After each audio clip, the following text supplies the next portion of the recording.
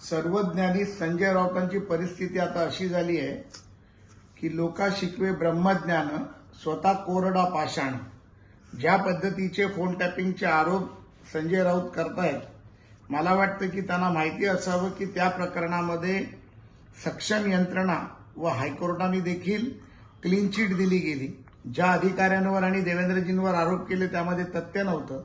मुख्यमंत्री पदाचा गैरवापर करून अशा प्रकारचे आरोप करण्याचा प्रयत्न केला, ज्याच्यामध्ये टायटाय फिश ही संजय राऊत आणि उद्धव ठाकरेंची झाली. जे आरोप संजय राऊतांनी मुंबई बँकेमध्ये प्रवीण दरेकर आणि माझ्यावर केले, त्यामध्ये मी राऊत साहेब आपल्याला विचारू इच्छितो की तुमचे छोटे बंधू आमदार सुनील राऊत देखील त्याच बँकेत आमच्याबरोबर संचालक आहेत. संध्याकाळी एकदा घरी गेल्यानंतर जेव्हा तुम्ही काही घेतलं नसेल तेव्हा त्यांच्याशी बोला आणि त्यांना विचारा की त्या बँकेच्या भ्रष्टाचारात ते देखील सामील होते का.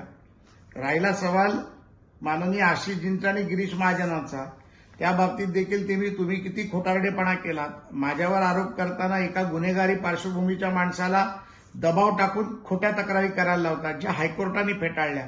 त्यामुळे संजय राऊतजी, तुमच्या बोलण्याकडे आम्ही फार लक्ष देत नाही, फार गांभीर्याने पाहत नाही आणि तुम्हाला किंमत देखील देत नाही. ना आम्ही किंमत देत, ना राज्यातली जनता किंमत देत.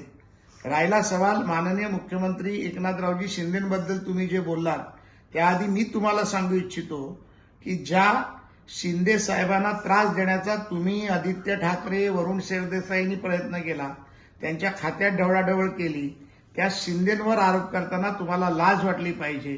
हा माझा प्रतिप्रश्न तुम्हाला आहे.